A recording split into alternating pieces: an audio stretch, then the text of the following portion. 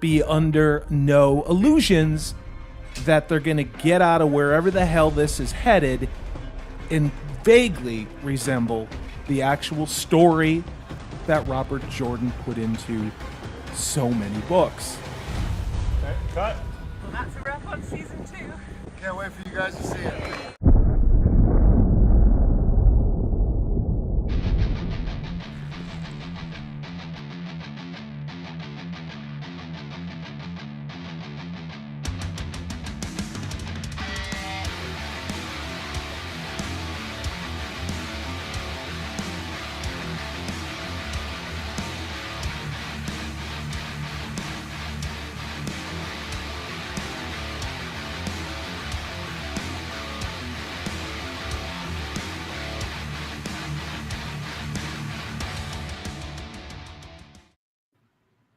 Somebody tell Amanda Manethrin to come back. He dropped like 18 times while I'm sitting here trying to go live.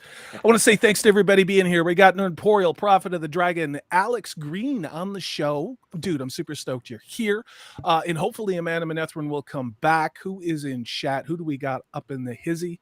We got, oh, look, I think that's Alex. We also have the one and only Nathan, Amanda Manethrin, and Doviende say Tovius again. Stick around, my friend. Built out new titles for my members. Had needed to update them. Also want to say hello to Kayla Dare. I met her last year at Dallas Comic-Con.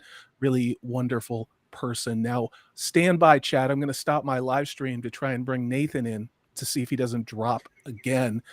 I don't know what the hell is going on. No freaking clue.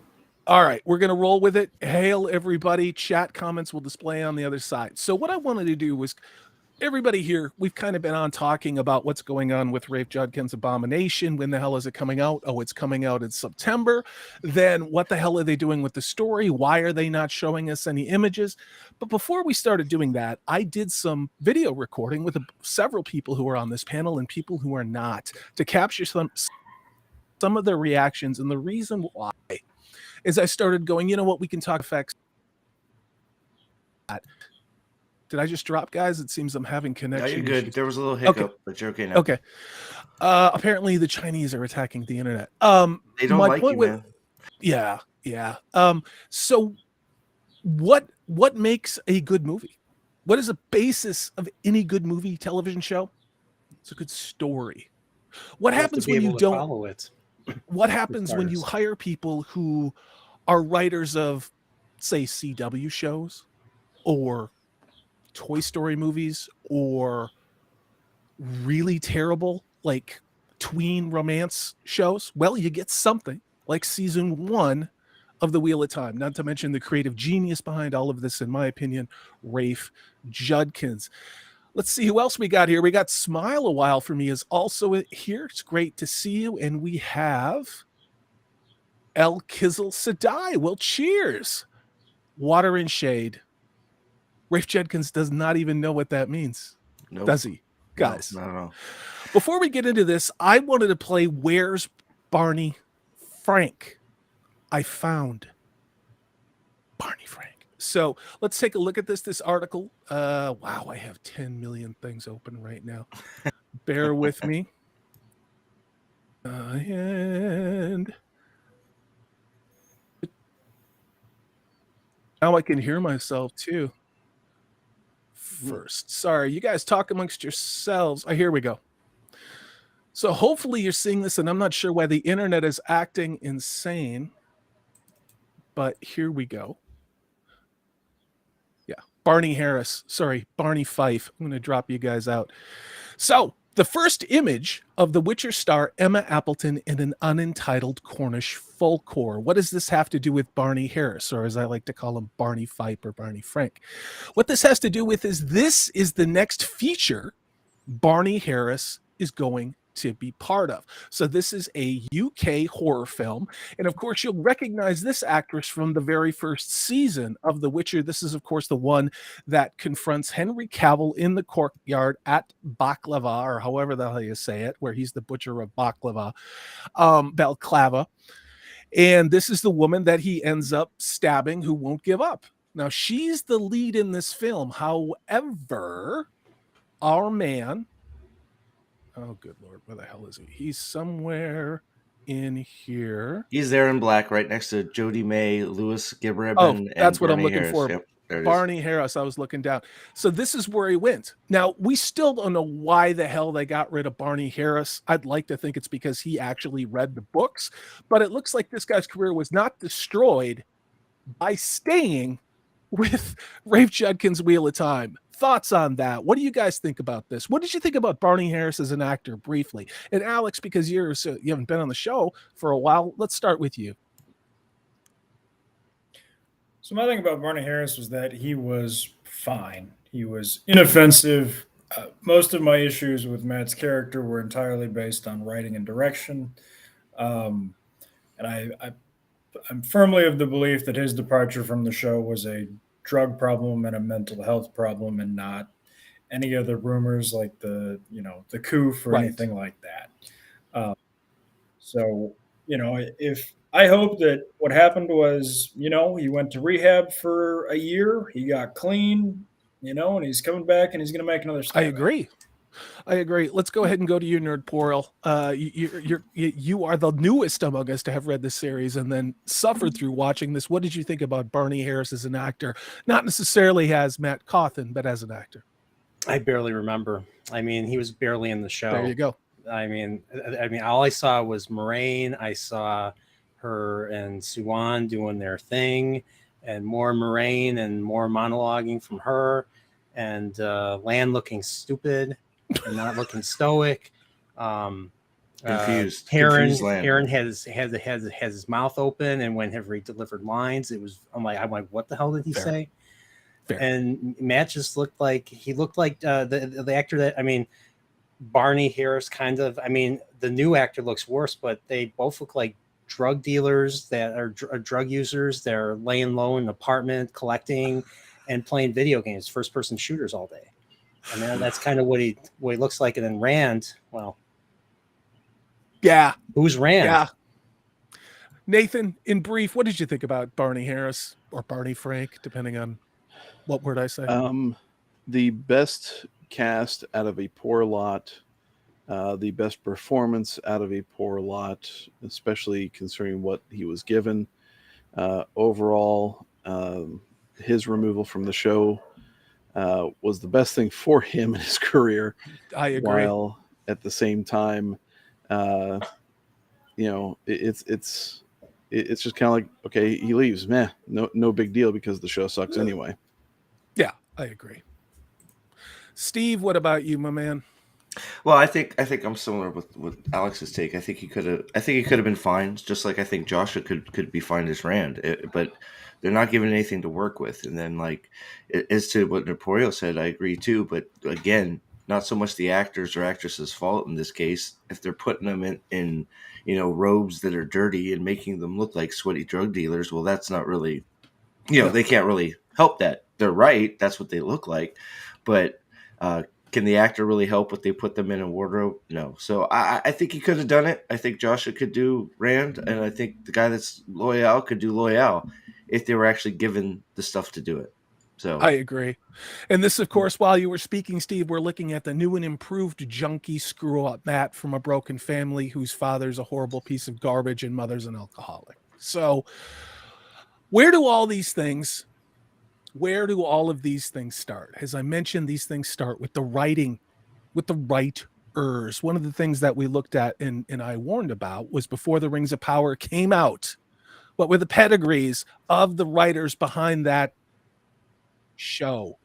Let's take a look at who we've got working on and writing for season 2 of Rafe Judkins' Wheel of Time. So these are names you may or may not know. Why I'm bringing these things up is I think it's relevant because people tend to have patterns. They tend to have patterns. Now, sometimes they do things better than others, but in this case, let's talk about writer Catherine McKenna. Now, where do you know that name from? I don't. Her big show, she got something on her own, was something called Fatal Attraction. She also wrote for a show called Dirty John. Now, in between Dirty John, She wrote for Rafe Judkins' Wheel of Time season 2. Did Rafe Judkins work on Dirty John? That's what something I sounds bet like. you Dirty John worked on Rafe Judkins. Let's be honest about it. Well, So- I mean, I'm bad. Fatal, Right. Fatal Attraction is just another trend of taking old movies and making them into shows. That's just what that show is. That has nothing just, to do with the movie whatsoever. Yeah, but they No, take it doesn't. they've taken the title and called it Fatal Attraction, and they keep referencing the old movie and going, "Hey, that's the new trend is decimating old good movies and making them into TV shows." So that's what that is. I agree. Now, why I brought this up is let's get a flavor for the writing style of Catherine McKenna. Let's see what she did when she got to write an entire show by herself. She wrote a thriller that was ridiculous. Wait, you're gonna spoil Fatal Attraction? It's on my list of things to watch. I'm so excited. Yeah. Oh, sorry. My bad. Honestly, guys, Al Dan, you are going to be in this as well, my brother. Yeah, this is it. Hail to you. Let's go, effers. Hail the Lord Dragon. Well, hail to you, Al Dan. Clipped in there, we got Cajun Corey, my fellow Corey brother. He says it's a salty live stream. I know, right? Look, well, there is going to be a coronal mass ejection starting tomorrow that will glance the earth, so I thought I'd get a live stream in before that happened. But yeah, this is the pedigree. This is somebody. She wrote Dirty John. Anybody raise your hand? Have you ever heard of Dirty John? Rafe Judkins brought her on. Rafe Judkins brought her on to write episodes of season 2 of The Wheel of Time. By doing that, she got to remake some terrible thing, Fatal Attraction, which was ridiculous, and they couldn't set it up. It's writer number 1, Wheel of Time. Is Dirty John a prequel to Dirty Sanchez? Sequel. Definitely not Dirty Harry. Sequel. That's his offspring. Let's take a look at Amanda Kate Schumann. Now, this is a name those of us who are familiar with some of the pre-show release for season 1 will recognize as who Rafe Judkins said was the most talented writer that Rafe Judkins knew. Is it just a highlight, or are those like, why is it like 3 years in between shows? Like, is that just like the ones that she's done the most of, or well, what the hell? Actually, she wrote 2 episodes of Chuck, Steve. How can you not see how this is building toward writing high fantasy? She was a part writer, or she did something on 30 episodes of The Blacklist. Again, to me, that's old people's slower version of 24. Okay? No disrespect to James Spader. The dude was a stud in the 80s. But I had no desire for that show. Well, I agree. It's not a great show, but those years were actually the good years of the show from what I've heard. So, well, I mean, the show good. Like, I've watched like maybe the first 2 seasons of The Blacklist. I liked mostly for Spader, almost exclusively for Spader. Dude, he's great in everything he did. Yeah. I mean, so that's why that's the draw to that show, and it started getting really weird. I think after season 2, it was like one of those things. Where it's like, what? So, like Norporio says, for some reason, season 3 seems to be the dagger to every show. They go off the freaking deep end. But so like, I don't know where she wrote in it, but like, the first 2 seasons are okay. The rest is like wildly weird and terrible. Well, that would be 2013 to 2015. She was responsible for 30 episodes. Again, it may be a decent procedural or, ABC show with James Spader being a spy thing. I don't know if that's necessarily a correlation to writing high fantasy, but I could be wrong. What do you think about that, Alex? You're sitting over there stroking your beard like you're either a Bond villain or you're thinking deeply. So I have a way of sort of looking at writers, and that is, if I want to know how much a show is really going to suck, I go to all of their Twitter bios and I count how many of them have pronouns in their bio. He's not wrong. And maybe a certain flag too, or a couple flags. Or two. There's like 8 now, aren't there? Okay, yes. Go ahead, Alex. And Amanda Kate Schumann is a problem. And So she hooked up with Judkins on the last season of Chuck. So she got this job because she worked with, so did Judkins on the last season of Chuck, where they got canceled. And I was looking to see if she was on the good seasons of the Blacklist or the bad seasons of the Blacklist, because it looks like Berlin Station It got did. canceled. Yep. Yeah, That season. Berlin Station So- like lasted like never, like I don't even know if they got to half a season. Yeah. So she was on the dead season of Chuck, the dead season of Berlin Station, the awful Wheel of Time season 3 one, episodes. and then the Blacklist. And I was just trying to figure out if it was the if she was also on the bad seasons of the Blacklist, such that we could say she is quite literally the kiss Yeah. of death. You know what? This is probably a good time for us to transition into the first clip. And what I wanted to do is, again, welcome to those people who just joined us. Awesome one is here. Smile a while for me. Cajun Corey, among others. Please hit that thumbs up button. What I did is I recorded a video a couple of weeks ago involving multiple YouTubers. Some are present, some are not. And I started to show them some footage I never saw of Rafe Judkins talking about his rationale and how he was going to adapt Robert Jordan's works. What I'm going to do is I'm going to play this clip, because while everybody here gave their own answers, no one on this show ever heard anybody else respond to it in their points. Chat, this is for you. This is also for everybody who's here. I've got to pull this up because I have this stored on a cloud somewhere. I'm going to drop everybody out once this plays, and we will go from there. My God, I have more people than normal in here. So chat, buckle up. This also is going to blow your mind.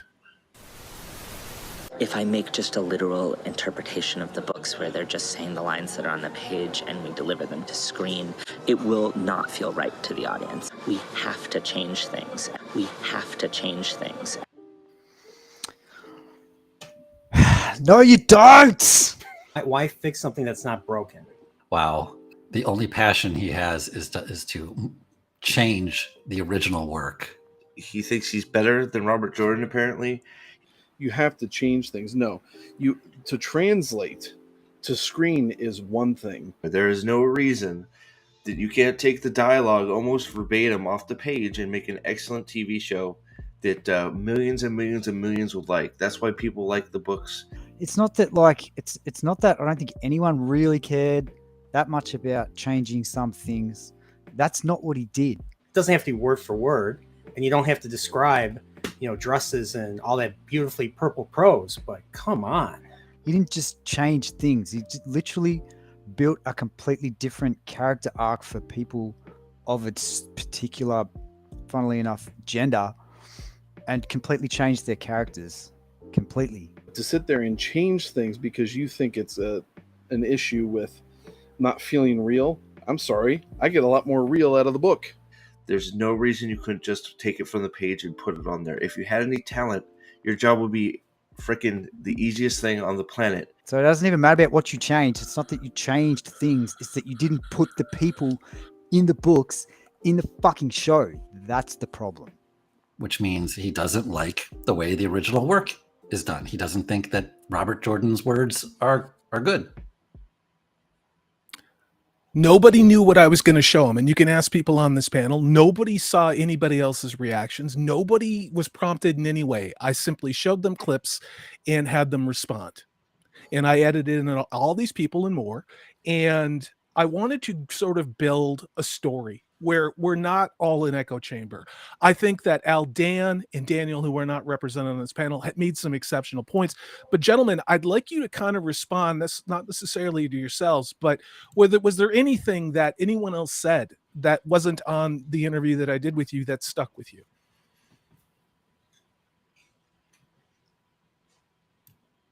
Wow. Say that again. I was busy doing something. Looking at porn over there. Thanks, Al, Dan.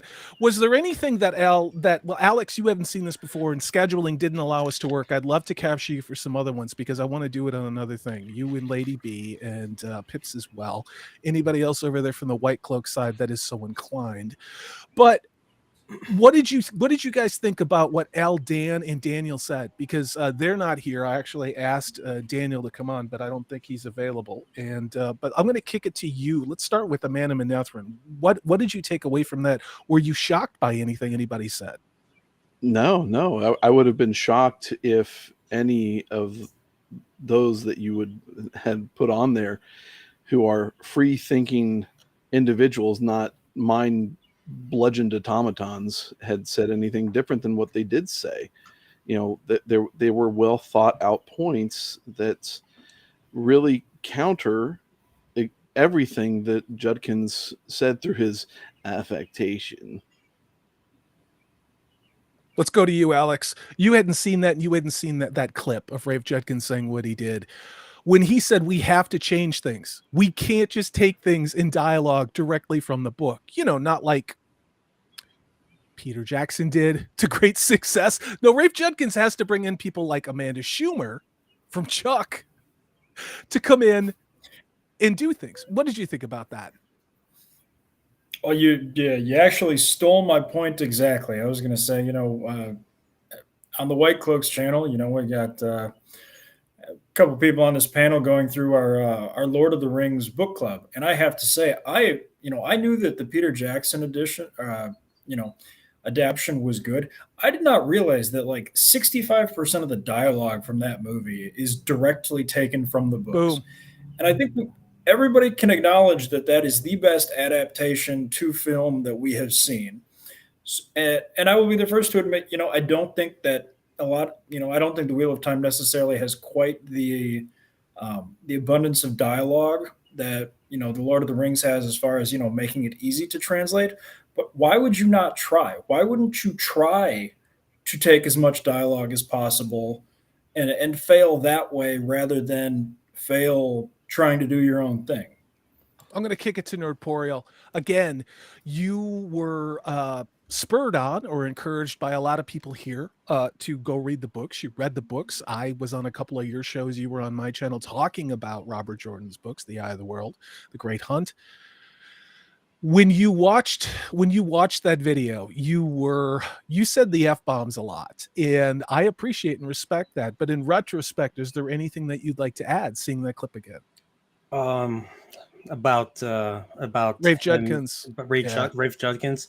No, I'm pretty much with Daniel. Daniel, I think, nailed it, saying that he obviously does not like the stuff that Robert Jordan wrote, and I totally agree with that, because I mean, if you don't like the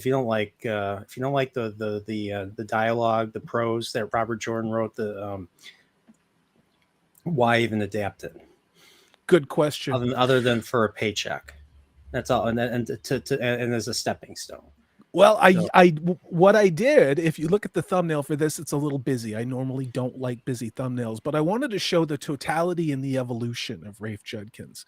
When I started doing reviews on this, the very first video that I did on Wheel of Time was before it came out, and I think that was in 2019, where Rafe Judkins said, we're going to age the characters up. And I said then that those changes are going to be fractal. I radically misunderstood exactly how fractal that was going to be. Let's take a look at this. And Steve, you got any comments on that? Any reactions to what Al Dan said, or Daniel? I have lots, but I don't want to take up an hour. But I'll try to squish it down. Okay, what Alex said is perfect. The books are long, and the whole farce that we can't put the books into a show is just a farce. Okay, I didn't, it's been a long time since I've read Lord of the Rings, so I couldn't tell you what dialogue to the show percentage, but hearing 65% makes a lot of sense, right? Yeah.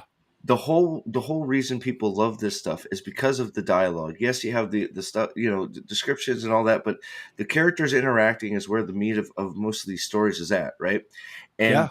When you got even in frickin' Brandon Sanderson's 1,000-page frickin' dictionaries, it's not overwhelmingly all dialogue. So it's very, in my opinion, any of these people that are making adaptations of books should have and video games too, should have the easiest jobs on the planet. Like I said, it's It's you take a chunk of dialogue and you fill in around it. You take a scene of two people having a conversation, you fill in around it. If you don't have enough dialogue, then you know what? You show a little backstory of freaking Logain. You get Elias in there. You show some of the struggles Elias had while he was a Wolf Brother. That's where you add stuff. And like in terms of what Al Dan said too, none of us, I don't think a single one of us expected it to be word for word. We all said, you know what, there's going to be changes. I'm interested to see if they make some minor tweaks here, so we can, talk about what they're doing here and what they're doing there. But like everybody here on the panel and Daniel and Aldan said, that's not the characters from the book are non-existent in the show. They're just not there. They're just not there. I'm going to show you another writer that's on this show. And then we're going to look at the next thing Rafe Judkins said, which I don't know which one of these statements is more challenging to anybody, regardless of what you're adapting, whether it's a Danielle Steele romance novel or anything else. Tell me about that. I got new members. Who are they? Shout me out, guys, because I'm going to cue this video up, but go ahead. All right. I can, so you got Aldan was gifted one. A certain person of Manetheren was gifted one. W. Leakey was gifted one. Gadfly Fiction and Zax. Well, hail to all you guys. Thanks for being here. You guys are freaking awesome. If you haven't, please hit that thumbs up button. You hold on. You also missed Awesome One, Cajun Corey, Caladair, Shield Wall, and Lord Thoth. Who gave those memberships? Because I can't. So I gifted 5, and William 101 gifted 5. So thank you, William 101. You're awesome. You guys, and yeah, there you go. Well, I ignored profits because that's what I do. Yeah. Do you all ignore? Yeah, Corey, stop ignoring chat. You give me such crap about it. Stop ignoring chat. What are you talking about? That's private chat. I'm talking about the real chat. Us on the show. It's just funny because the gifted subs don't show up on the thing. So I always got to play.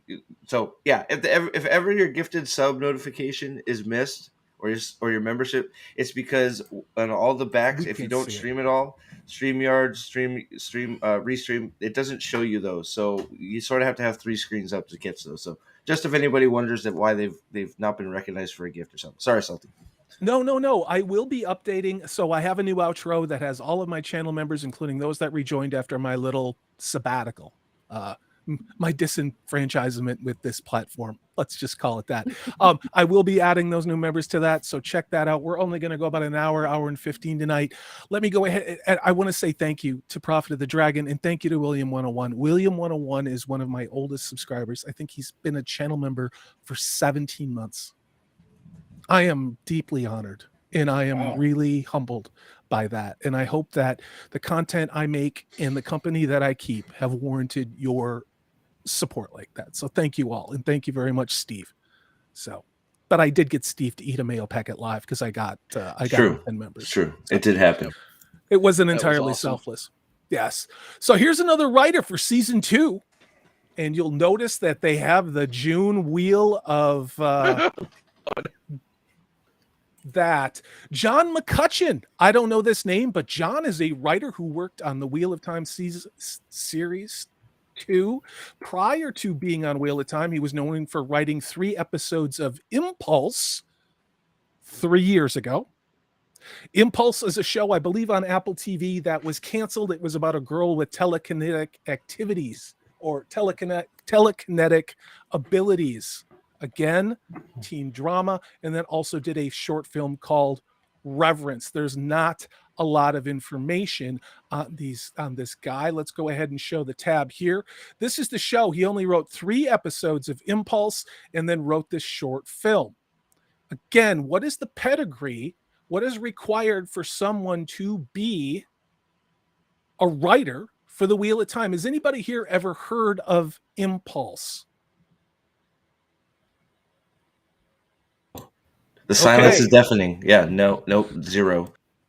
Yeah. So again, what we're seeing is, and this is the question, and it's a rhetorical one. Why are the people being brought onto this show? Why do they have not just no experience in writing a fantasy show, but very little experience doing anything at all? What do we think? Someone want to take a stab at that? Did I lose Manetheren? What's going on here? Oh, there he is. Well, it's because they can be. I think a big part. Go ahead, Alex. I think a big part of it is, first of all, they're cheap. Second of all, they're easy to control. And third of all, Rafe Judkins is not a well-known and well-respected showrunner. You know, I mean, there's a huge difference between somebody who's been around the industry a long time, who, you know, can call on people that he's worked with and have worked underneath him for a while. You know, they have a wide network of people they can call upon. Whereas if your metrics are, you know, a shitty season of Chuck and I forget what's the other Berlin Station and Berlin Station and Blacklist. Yeah, Blacklist. Yeah. Yeah. So I mean, he doesn't have a huge network to call upon, so he's just calling on whoever the hell he can get. I want to shout out Doviende Tovi Seguin, another longtime channel member. He says, if you heard the Wheel of Time is no good, you're hired. Yeah, I think like a lot of cases, and I've seen this in my career path in corporate America, the last thing somebody wants to do is hire somebody smarter and more capable than them. It's a threat. Just going to park that right there.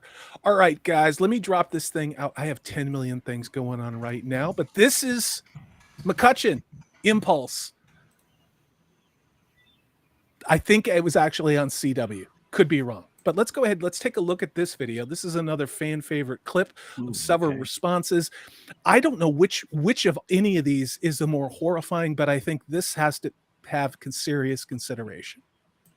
That's where we always start from and figure out how to tell the story of these people that everyone loves and see through their emotional journey. And then we fit in everything else around that.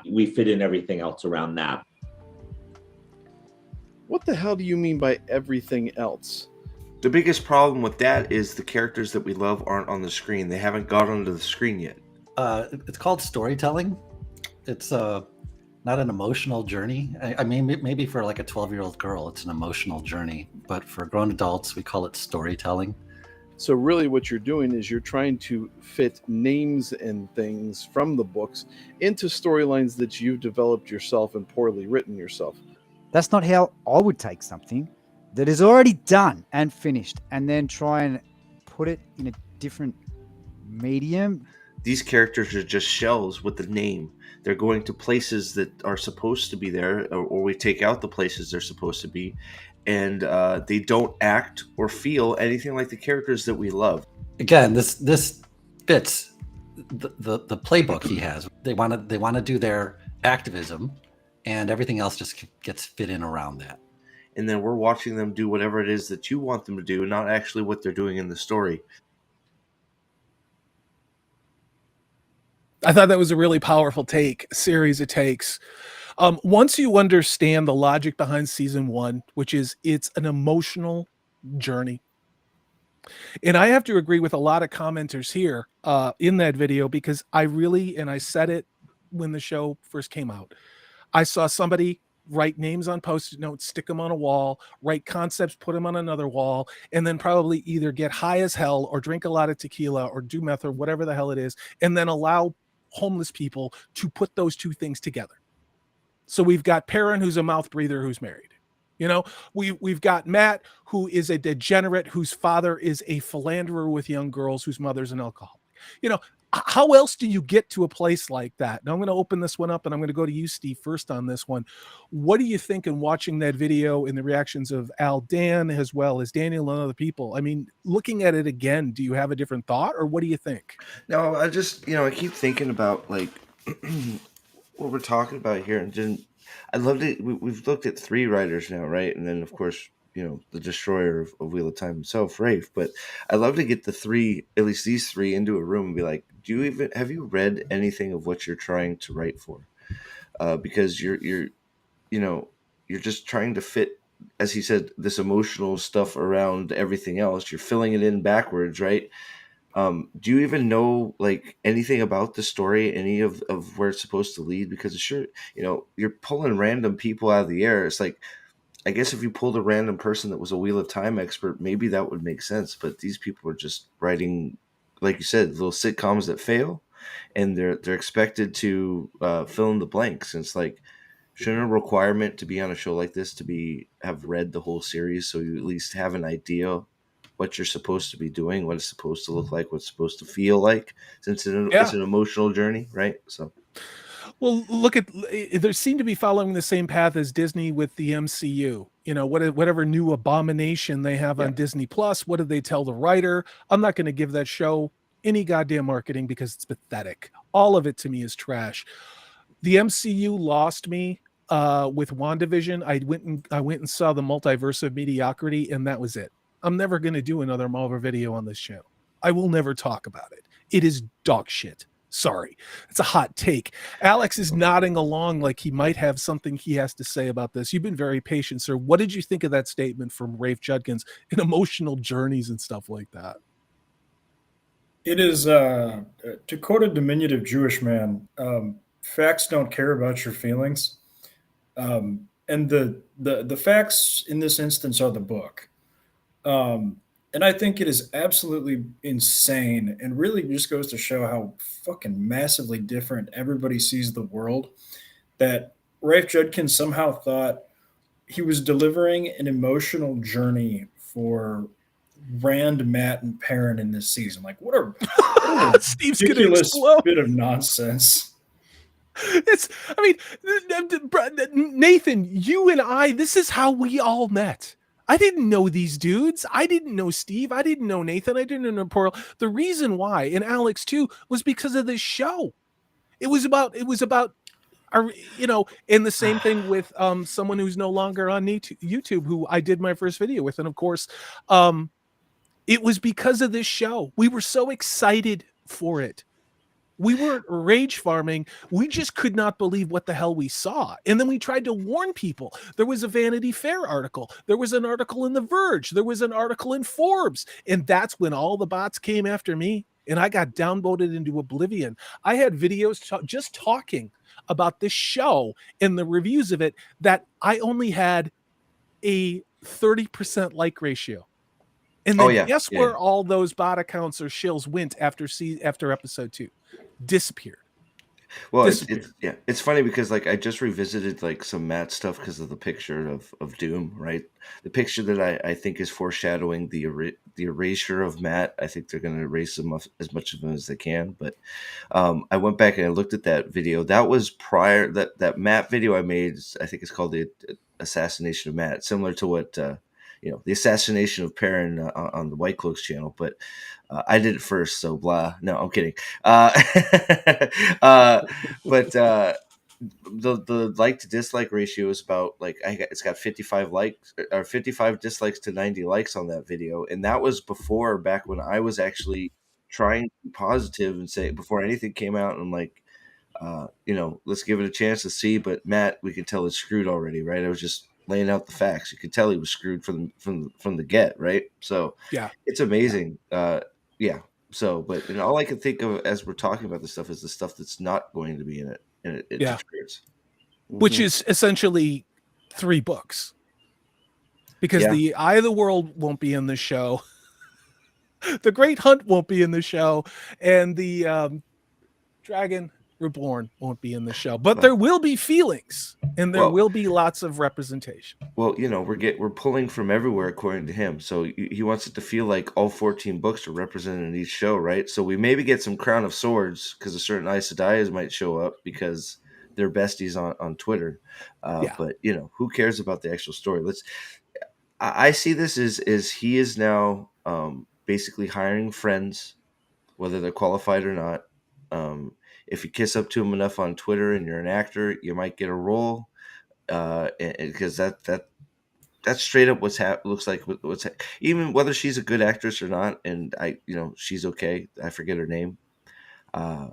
There's no reason Cadwayne should be even spoken about yet. So we'll leave it at that. I'm going to read this. First of all, I want to say hello to Creative Anachronism. It's awesome to see you. You were on some of my woo-woo videos as well. If you haven't checked that out while I'm still here before I get disappeared, I'll probably do more time than a certain guy named Hunter for the crime of wrongthink. Dempsey says, if you aren't receiving backlash, you aren't doing it right. Well, it's true. Nerdporial, I mean, what do you think about this? what do you think about the statement of emotional journey and emotional manipulation? Do you see any parallels to any shows that maybe you're a huge fan of that were emotional manipulation and the plot made no damn sense at all? They made a show. Terry Matalis made a show. I never heard of such a show. I don't think it exists. Nerdporial suffered a traumatic brain injury from the TV, him breaking a very large screen television over his head, having watched season 3, and has completely blanked that out of his memory. I'll let you have the last word on this, Alex, because you didn't get to say anything, but emotional journeys. Fuck 'em. That's a good response. I mean, isn't that basically the majority of the early half of the Wheel of Time is Lan just saying, would you quit fucking bitching about your emotions, get your sword and fucking handle Yes. this He's shit? heavier than a mountain. Like, Get your shit Yes. together and go, right? That's Man up. toxic masculinity. Mhm. It's toxic masculinity. It's Something- Doing yeah. what must be done. Lan Yeah. is basically That's what a hero is. his second father, right? Tam and Matt and Matt's dad and parents, Master Lewin, all did the fathering, and Lan is just helping them get that little bit more of a worldview of how you need to be a man out in the world with good roots from the two rivers, right? From those Yeah, no matter what Can't comes have at that. you, face it on your feet. face it on your feet. That's the last message they want in the world they're making right now, isn't it? Dempsey says to anger an honest person, lie to them. To anger a narcissist, tell them the truth. Great wisdom there. ooh, Brutal. that's phenomenal. I'm stealing that. Let me shout out some new people we've got here. Son of Jocksters joined us. Hello. Says emotional resonance is the mainstay of soap opera writing and the bane of reality television, which is why Rafe was always the wrong man for the job. It's true. I think this guy really has something stuck in his craw from losing Survivor all those years ago. But Well, I just want to say, I know. Go ahead. Just to go back to the warning thing, and we're still continuing to try and warn people, and I think we all still will, because this man apparently is not now doing. He's got The Division, which is a video game, so they're giving him The Division, which is I think it's a post-apocalyptic sort of third-person shooter game. I think that's what The Division is. And then he's got the one that everybody it's the weirdest thing. I feel like everybody has ignored all of us. And it's not like we're just two people. There's a lot of us saying that Rafe Judkins is a hack. And the more I've heard it. I can't wait to see what the God of War show is going to look like. I don't care anymore. What's the God of War show going to look like? It's going to look like utter garbage. That's all I can say. It's like, and I'm going to keep more. And then when it happens, and everybody's flabbergasted and going, how could? All you got to do is look. It's right there. It's right there. It's 2 seasons of it. You can see it's going to be junk. When a lot of us were trying to call this out, and I was under 1,000 subs, I sent some super chats to some large channels to call out what Rafe Judkins was doing, and all about the Wheel of Time and how important it was to defend this. And the response I got universally is, "What the hell are you talking about? What's Wheel of Time?" Which kind of shocked me. Which kind of shocked me. And the same thing, I've seen that same reaction for the Dragonlance Chronicles, which they are also developing. It's not Judkins, please Christ, not Judkins.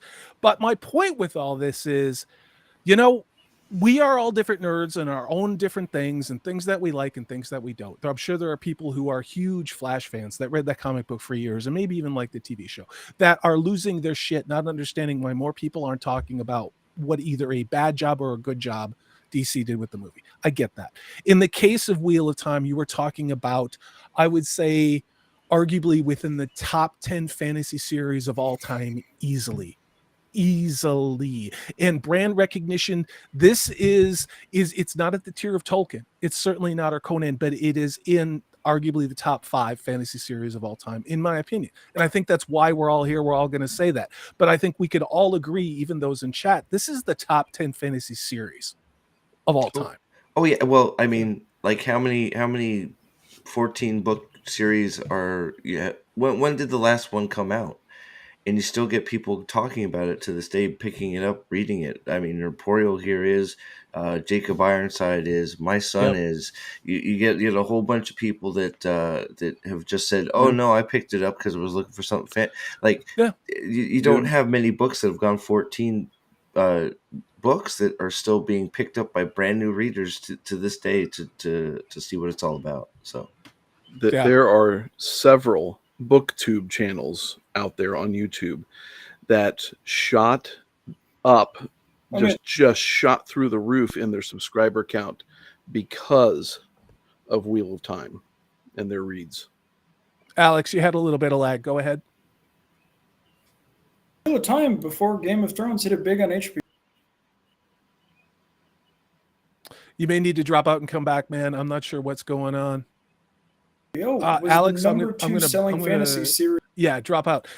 So while Alex is, I agree with that. In Nerdporial, you're one of those people that you decided to read the book. So did Nick and Sam McCabe. So did a whole lot of other people. And I can't recommend it. My point with all of this, and I think where Steve was going, is that there are people out there, very large channels, talking about how they cannot wait for Rafe Judkins to do God of War. Now, I don't expect them to watch my channel. Shit, I don't watch theirs. But I hear about it from other people. And the thing about this is we are out here trying to do good work. We're not making 20 of the same video every day about the same topic with no changes. We make videos and things that we care about. And I try and do that and try and add a fair amount of production value because I think there's enough grifters on this platform among other places. And one thing I can't stand is a drifter or a grifter. Dempsey says, you mean Gosh of War. I think it might be Bend Over. Gosh of War. Oh, that's hot.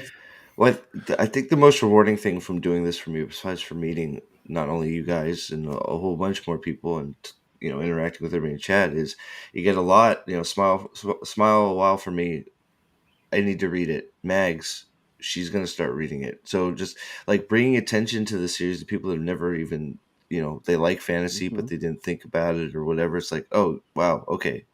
I've listened to some of your stuff. You like this much. I got to check it out. So, it's just, I find that to be rewarding, especially when it's like, oh, wow, this is really good. Right. Which it always, that's always the feedback. Yeah. So. And to add to it, it's not even just the books; it's also the audio books by Kramer and Redding. They're just phenomenal performances. I know what you're talking. They're trying to erase it. They're trying to erase them. That's why I got them from the library and ripped them onto a hard drive somewhere. Yeah. Be very careful about buying the books. And I looked today to see if they were going to be doing the Dragon Reborn with a Amazon cover, and you all know what I'm talking about. Because apparently you can do both books in both the second book and the third book in only 8 episodes of television that are 45 minutes long. Plus some Eye of the World still. They got the benefits of Eye of the World. They haven't done any of the Eye of the World. What the hell are you talking about? I'm just quoting Robert World. Don't attack. I'm just quoting the articles, man. That's it. I got an idea. I think we should each design an Amazon cover of Dragon Reborn now. Oh, well, do you got a big picture of Moraine? Yeah. That's all I need. With Kalendor. Moraine with Kalendor sitting on the throne. No Kalendor. No Kalendor. What's Kalendor? Well, the book has Kalendor still. All right, you nerds, shut up. I'm going to read this comment. The funny thing about the backlash against Prophet of the Dragon is that 90% of the people that disliked his video won't be even watching the show next season because they know it's bad. It's true. Where are all those people that downvoted all of my stuff for season 1? Wait, is there backlash against me? Did I miss something? Even more? Yeah, you're under attack. Make your under an attack always video. A backlash against. Am I under attack? Yeah. Dan. You gotta make a video now. Dan Dragons is under attack. Dan does not pull any punches, and he's talking about Robert Jordan's works. He says it's truly one of the greatest stories ever told, bar the Bible. And once you read it, there's no denying. This is a story with characters, with male characters, that when I did a series on Wheel of Time, I think it's going on 2 years ago, where I interviewed a lot of people, I asked them who their favorite characters was. And a lot of people liked Matt, a lot of people liked other characters, but it was all over the place. There were men who liked female characters. There were females who liked male characters. They're well written. They're relatable. They're timeless. the truly strong women, truly strong men, you know? And they have arcs and they have to earn it and they suffer and they fail and then they get back up. That's what's great about this story. That's what's great about this story. And Hollywood does not seem to want to tell that. Let's go ahead and look at a writer. The last writer I'm going to cover on this before we go to another video. Real This quick, is hold just on. okay. Go ahead. Real quick. Yeah. Same Go thing ahead. with the books. If you get the audiobooks, because Smile a While for Me said the audiobooks, make sure you are getting the original Kate Redding, Michael Kramer books. They're just, Amanda Manethrin touched on a little bit, while they're also putting in these terrible new covers to all the books that don't refer to the books at all. Rosamund Pike is slowly rereading all of the books, not as well as Michael Kramer and Kate Redding. It's terrible. They're trying to not only eliminate all the original book covers with their own crappy book colors with their little covers with a little sticker on it. They're also trying to erase the audiobooks, which are a masterpiece. They're wonderful. Yes. And just so make sure when you get the audiobooks, if you get them, it's the original, not the Rosamund Pike version. Sorry. Please. No, it's okay. I want to shout out Lyle Hammock, another longtime supporter of this channel. Says, "What's up, gents? In chat, how's it going driving currently?" Which is all I seem to be doing these days. My God, I hate work. Anyway, that's okay. Keep telling us more. Thanks for being on my soundtrack tonight, as I will be lurking Screw, Wheel of Prime, and Rafe. Oh, Not Lyle, literally, of I course. know, not literally. Thank you for being here. Thank you for being here. We're going to look at the last writer on this thing, guys, and because we're coming up on an hour, and then I'll do another video, and we will go ahead and get out. So the last writer on this is Justine Jewel Gilmer. Wait, that's so a it's name all that rolls off the tongue. It's all women. Just is it all women? No, well, No, I don't know lots if of John them do. has a penis or not, but John's John trans, appeared to be a right? dude. I think John's trans. Okay, I don't my know. bad. I don't know. I missed This John. sounds like such a Zoomer name. Oh my Yeah. God, Halo. Oh, Wait. Fuck off. Sorry. No, it's all right. Justine Jewel Gilmer is known for 100, and I had to ask Purple Valkyrie what the hell that was. That was a show. It's set in a post-apocalyptic future that focused on CW, on Zoomer-looking model-like adolescents in adolescent stories during an apocalypse. And then, of course, you have Halo. That abomination speaks for itself. Her relation in there and to all these things is she was a producer for all 8 episodes of last season's Wheel of Time. And she's writing now? Well, she's a producer for this show, and that remains to be seen. So she was also a producer for 26 episodes of the 100, and then also was responsible for the Halo TV show. Previous to that, she wrote 1 episode of Into the Badlands. So wait, so she's written 1 episode and produced on everything. So she's writing for this? That's what we're going to look at for this. So she is the script and continuity department. Oh, fuck. Yeah. The producer, writer. So that's what she's, oh my God, I hate all these pop-ups. Kiss my ass. So there we go. What I want to do is I'm going to jump over here because everything's exploding. So this is what the show 100 was. It was on the CW. Ran for a number of years, and this was a post-apocalyptic sci-fi dystopian drama based upon angsty teenagers on CW. It's kind of like Lord of the Flies almost. They're on the planet having to survive. Shitty. In a way, of all the CW shows, that one was one of the least offensive. Though I may never just saw be it. thinking about Clark's tits because they were gigantic. I watched that part. I watched that part, and then the story lost me because I'm like, I never watched it, but I heard it was like a big okay, but I don't know. It wasn't like Alex. I heard it wasn't like overly offensively bad or anything like that. So. My daughter has the book on her shelf in her room, but my daughter has had that on her shelf since she was 13. Okay, there's a big difference in cognitive ability between 13 and fucking 40, right? or however old Rafe Judkins is. So it is when your writing matches that of somebody who's 30 years younger than you can't expect actual cognitive operating adults to sit there and look at your stuff and objectively say, well, man, that's just not too bad. Yeah. We're going to sit here and rip it apart. Constrained Anachronism says, also in regards to the writers and directors for Wheel of Time, Tony Gilroy was the showrunner of Andor and went on length as to how hard yet important it was to get the right people so they can get it right. That sounds like racism or misogyny, bigotry. I'm just kidding. Of course, he did add the Vader sequence to Rogue One. I have no interest in Disney Star Wars. They lost me as far as I'm concerned. It ended with the prequels, and I'm going to hold on to that. Now, there was a rather large YouTuber that went live with a rumor that Leslie Headland's show will never see the light of day, and she was soft fired. I'm not going to discuss that. Mike Zero, awesome. Oh, kidding.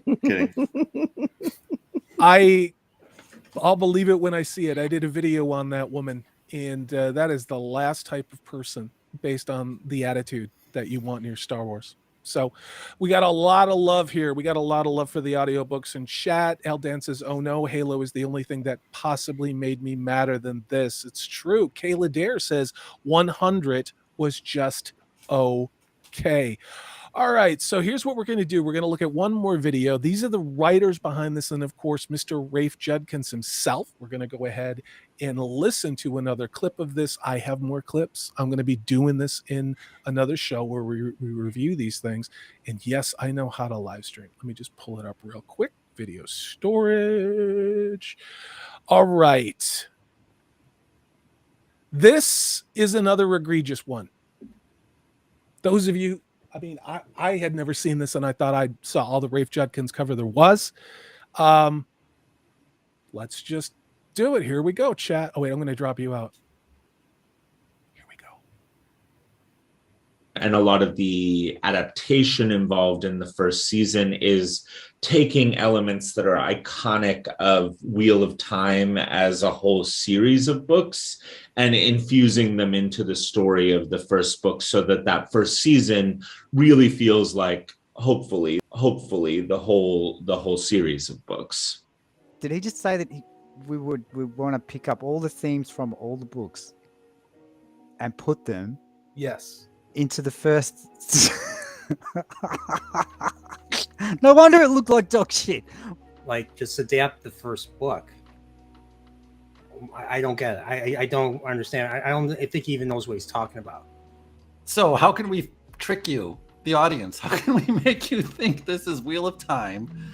How about we make the characters actually feel like the characters? How about you actually make us feel like they act the way they act? How about you make the places that are supposed to be there in your season that is supposed to be adapting, which it's not? He's admitting this is not Wheel of Time, so we need to take elements from the book and paste them onto our mockery, our complete bastardization. Well, how's that going to ever end? How is that ever going to end any other way other than what we got?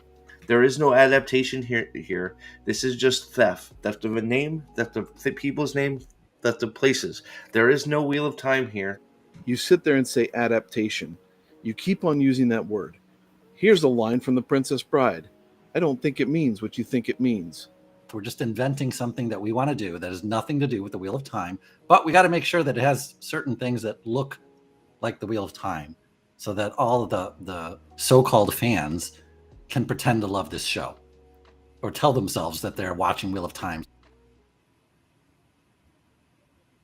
I love the way Daniel thinks, by the way. I know. Yeah, I know. I love it. It was so awesome to string your guys' thoughts together, because I was originally just going to do videos on these reactions and talk, but I thought it'd be a lot more interesting to hear you guys and watch you guys react to these things live and hear what each other said. And then, of course, Alex, this is your first time seeing this in Rafe Judkins' statement of you want to take a 15 book 14-book series and make sure that the 8 episodes of your first season of television essentially contain all of the elements of that in order to get people hooked.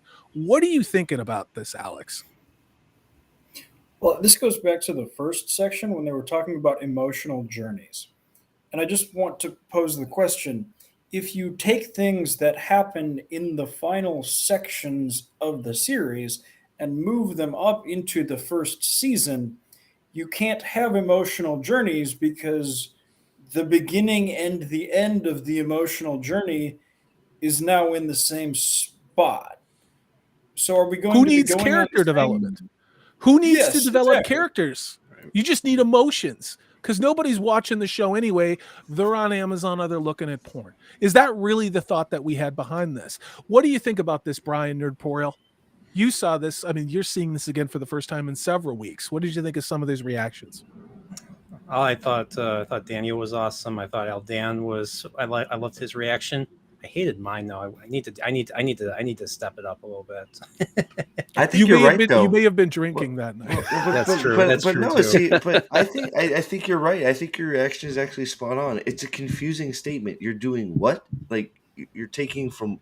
What are you doing? Like, did you just say what I think you said? Like I don't. That makes no sense. You're agree. taking from every book to put in the first. What does that mean? That's the thing now. It's like every quote I read is, well, once again, they're horribly like they don't know how to speak English like whatsoever. Like whatever happened to our J.R.R. Tolkien's, or heck, let's even go further back. Clarence Darrow, great speakers. People that orators that could create poetry and put their thoughts together.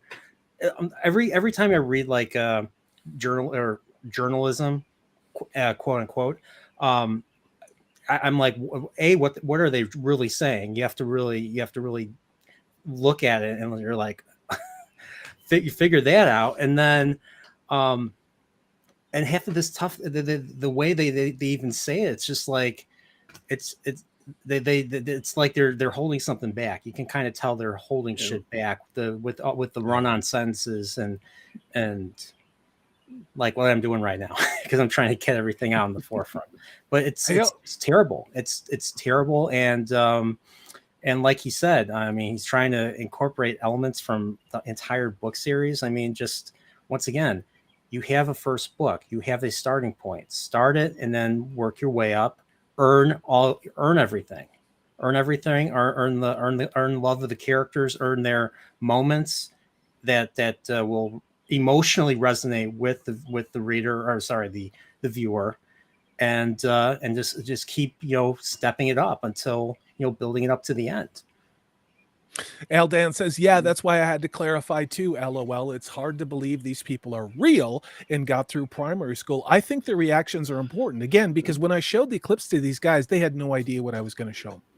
None, because I wanted the raw reactions. And I think those of you in chat probably felt the same way. You're listening to Rafe Judkins talk about how this is a faithful adaptation, and then proceeds to go out and do a press tour where he talks about this and is just pulling things out of his bunghole as they're expedient. I just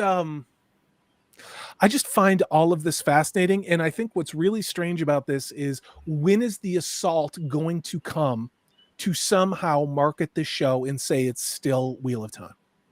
Because and we've seen it, we did it on Steve's channel when we talked about some of the shills going, gird your loins, because even if you liked season 1, you're going to have a hard time making it through season 2. I just think it's all absolutely insane. I'm going to shout some people out. We've got Roman of the Empire who's joined us. If I have missed you, just say, hey, Salty, I missed you, or whatever it is. We got the awesome one saying Salty Wars. It's true. We just have no trans representation because that's not real. Elden says mid-July, that's when the attack is going to start. We'll see. We'll see. I don't know. Oh, wait, I lost somebody. What's going on here? I lost Alex. He's on hotel Wi-Fi. I'm going to bounce to, let's go ahead and bounce to Alex, if you can hear me. What is your assessment? I've heard Steve talk about it a lot, but what do you think they're going to do with Matt? And that's how I'm going to wind down this show. I'm out of clips. I'm going to do one on another live stream once we get more information. I have more reactions and more clips with these guys. I'm going to actually do some more as well, since people seem to love them and I like doing them. But Alex, what do you think is probably the most likely thing they're going to do with Matt? And I lost him because he's on hotel Wi-Fi. Hold on. That damn Wi-Fi. Yeah, your hotel Wi-Fi is about as reliable as Hunter. I think it's more sinister than that, but that's just me. Joey B. But if you can hear me, Alex, can you hear me? What do you think they're going to do with Matt, Rand, and Perrin in brief? Just give me your bullet point list on that thing. Exactly Alex, what they can you did hear in me? season 1. Sorry. Bench him as far. Okay. Yep, I can hear you. Well, I think they're going to do exactly what they did in season 1. I think they're going to put him as far back on the bench as they physically can within the confines of the story. They will do their best to go to some places, but their reason for being there will be because of the female characters, the important of in those done by the actors, and just basically it's just going to be a whole lot of them asking questions so that Moran can provide expositional answers. It's true. And fill the role that Lan would have as a mentor, because we cannot have mature males mentoring young boys. But then again, that's why Rafe Judkins didn't make them young boys. So then they don't need mentoring. And it really, and someone's going to have to convince me of this, but I think Lan is going to train Nynaeve how to use the sword. And she's going to steal some scenes from Matt. Jonathan Cutright, hail to you, says they are going to continue to destroy Matt in that garbage show. They are, because he's the trickster archetype. And I've talked about it before. He is what fourth wave feminists fear. A guy who's basically like, kiss my ass, I'm going to do it whatever I want anyway. Salty. And they can't control him. Yeah. I think I need to correct you. I think Nynaeve is going to show Lan how to use his sword. Oh. Ladies. Giggity. Kinky. Very kinky. Am I right? Am I wrong? I'm sorry. Am I wrong? No, you're probably right. I mean, everything's on the table for the show except actually telling the story Robert Jordan wrote. Eldan says that's why there's no Tom in the season that covers books. He's 2 dead. and 3. Tom is dead. That's why. Yeah. He never made it out Showing of that the boys barn. how to survive. That's toxic masculinity. It's true. Let's go ahead and go to Amanda Manethrin. What are your thoughts for season 2 in brief before we wind down? What do you think they're going to do with Rand, Matt, and Perrin? Oh, it's just going to be a complete and utter desecration of everything. They're going to try and give these memorable moments, like Rafe was just talking in that last clip about these iconic moments, and that's the problem. Is you're trying to shove all the iconic moments with no support behind it whatsoever, because you've destroyed everything about the main 3 guys in the story to this point to try and build up to these main events, and so it's utterly meaningless.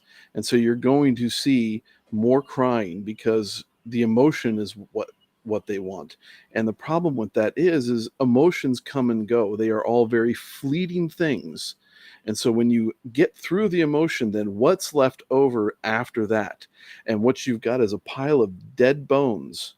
So you're thinking about the passage maybe in Ezekiel, the dry bones. I mean, there's nothing, no life in it whatsoever. And there's no way that Rafe has the capability to resurrect that and to produce something good. They are destroyed. I agree. I don't think that's fair to Bones, though. I think it's more like the Helms and Rings of Power. Here's the thing. I think a lot of us here, because of our association with Rand and Matt, we feel the way we do, and also I think we've presented more than adequate evidence to support that. But I also think a great disservice was done to Egwene, Nynaeve, Moiraine, Soan Sanche. And I talked about it last year during my season 1 reviews. I think what they did to Soan Sanche is absolute bullshit. It's bullshit. That woman had a complex backstory that was beautiful and wonderful. And instead they turned it into an allegory for BLM, which was popular at the time. What are you going to say, Steve? Go ahead. They were all set. You're absolutely right. We tend to focus on the boys because the boys are the main characters, right? I mean, at least that's why, Egwene and Nynaeve are in there. But the main characters, don't get it twisted, are Matt, Perrin, and Rand being the main character, right? So I know we focus on them quite a bit, but Egwene definitely has been done a disservice, and so is Nynaeve. Yes. Nynaeve is just good because she is. They decided to all of her block stuff. I mean, I've seen people talking about her block. It's like, what block? She didn't have a block. She's not going to have a block. Yeah. Like that was her whole journey. Besides for her stuff was land, was overcoming her need for that crutch to use herbs and becoming even greater by overcoming them. We're not. You didn't even. She didn't have a. She finds herbs in a forest. She's not carrying a freaking bundle of herbs and acting like she's knows medicine. She just oh well, whatever. I'm the best at it. I can make healer bubbles. Yes. Yeah. And then was that be an before or energizer after she killed more Trollocs than Tam?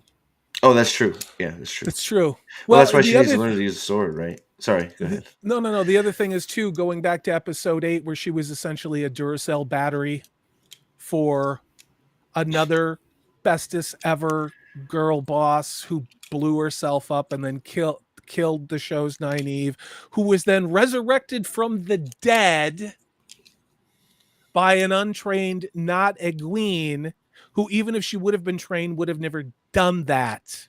But hey, there I go, talking about what's actually in the story in the books. Oof, man, and I don't want to, and I can't go into Shadow Rising because Nerdporio hasn't read it, but after what happens in the Shadow Rising, like right off the bat, yeah, with Rand, the fact that they let her resurrect a dead person is just like, what do you, like, oh my god, what are you doing? Kayla Dare says no depth or substance. I absolutely agree. And I'm going to go back to Dempsey and says, imagine the worst canon breaking stuff and then make it worse. That should be somewhat close to what to expect from the show. You are not wrong, dude. I could not have imagined what the hell they did in season 1. In this season, if we've got Shills saying it's absolute trash, God only knows what it is. Let's see who's left to go to, who I haven't called on. Nathan, did I go to you on what are you going to expect for season 2 or no? You did, but I wanted to, Okay. if you don't mind me piggybacking off of the girls in the show. Okay. They made them Taviran in the show.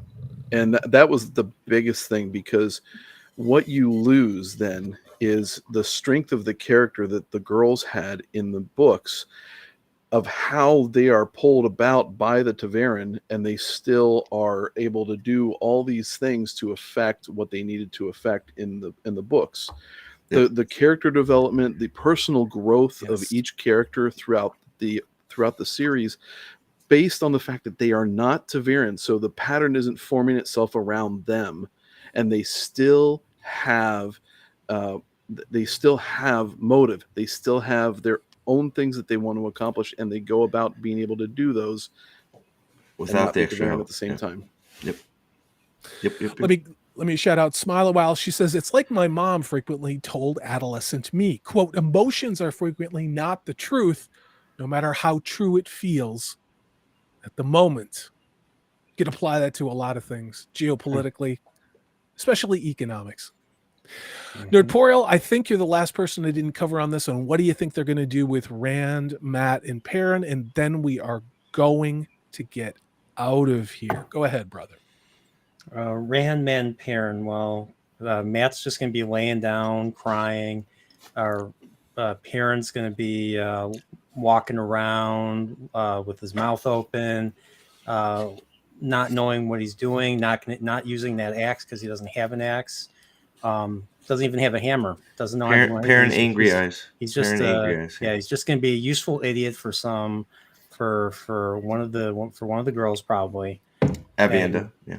Rand's going to be, Rand's going to be shirtless, tied up to the wheel, to the wheel, and the wheel's going to weave and turn, and he's going to be screaming and I don't know, and being tortured. I don't know. Yeah. And yeah. I think you nailed it. And there's going to be Sean Chan. There's going to be bad guys. There's going to be bad guys, and war's bad, and love conquers all.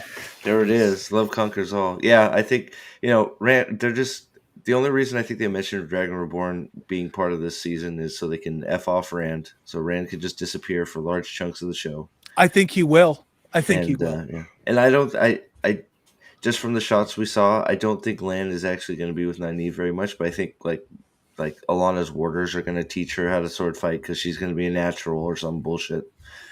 you know, and then Matt's going to be sad a lot, like Napoleon said. Sad Matt. And then What if they're Karen women? Angry Eyes. What if What? they're Aes Sedai sword? Oh, women? God. Jesus. That's a whole I other don't show. know. It's speculation. Oh, my God. Anybody got any closing comments? Anybody I didn't cover? Did I get to you, Alex, and what you think? Did I get to everybody? Sorry about that. I got a lot going on. You got to over everybody. here. Okay. So, I mean, first of all, I want to say thanks to all of my guests for being here. I wanted to do a show that was between an hour and 15 and an hour and a half. I know there's other people streaming tonight, but also because I think we can cover what we need to in that amount of time. I'm really proud of this show. Thank you so much for everybody being here. I look forward to doing some more of these reaction clips, and I've got more stuff related to this that I'd like to show you guys live. I think it would be fun. So, Alex, first of all, I want to shout you out and say thank you for making the time tonight and coming on the show. Your voice is very welcome here. I like your takes. I think you're an outstanding YouTuber. I love the videos you're making, and I appreciate you taking the time. I really do. Amanda Manethra, Nathan, you and I have known each other since this damn show started, and you were the first person to tell me about a group called the White Cloaks that were on Reddit and were being banned.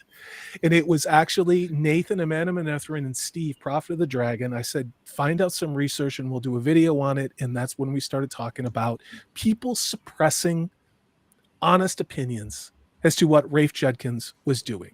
And you, Alex, you guys went through that with Pips and everybody else there at the White Cloaks. There was a concerted effort to silence those people who were saying the very obvious things about this show. And then we proceeded to see that Amazon, what do they do with the Rings of Power? Well, instead of that, they just bought up shill sites to say it was the best thing ever, and that backfired as well. So it'll be really interesting to see what happens in season 2. And Nerdporial, hell of a good dude. Thank you for being on here. I really liked covering a terrible science fiction show, which is an embarrassment to what was a very proud franchise with you. And I also am so happy you're reading this story, and I really enjoy getting your takes. Everybody, thanks for being here. Thank you for all of my channel members being here. We will probably start doing this once a week. I need to kick the dust off this thing as far as talking about fantasy in ways that I think add a lot of value and are succinct. So I'm going to start doing this again. But please subscribe to Nerdporial Lifeform. Check out Prophet of the Dragon. Take a look at Amanda Manethrin. Make sure and subscribe to the White Cloaks, recently monetized. Cajun Corey says he's out of here. He's got things to do. Smile a while for me says incredible stream as always. Incredible conversations in the stream and in the chat. That's my goal. I'm only going to talk about things that I care about. Not The Little Mermaid, not Witcher Season 3. We're just going to do that. And anybody, other people can do that. But if I do that, my head is going to explode because there is a hell of a lot of suck out there. So what I'm going to do is play the new outro. And again, thanks everybody for being here. Please hit that thumbs up button. If you're watching on the replay, please check out my guests. I will be updating their links in chat. Anything anybody wants to say briefly before we go? Now, new video out just now for me. It's a little bit of a laugh, but yeah, trying to do more videos. So I'll have more videos out weekly, hopefully. Everybody, stay Nerdporial. And also, thanks for being here. Have a good one. We're almost to the weekend. Enjoy the brand new member channel outro. Lord Dragon.